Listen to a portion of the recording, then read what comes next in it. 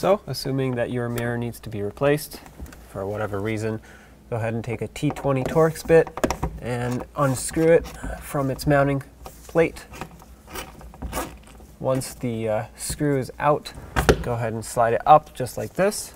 Go ahead and take your new one, slide it down, and with the same T20 Torx, thread in the locking bolt until it's snug. Don't go too tight on it.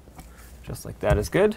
And position it to how you want it, and down the road you go.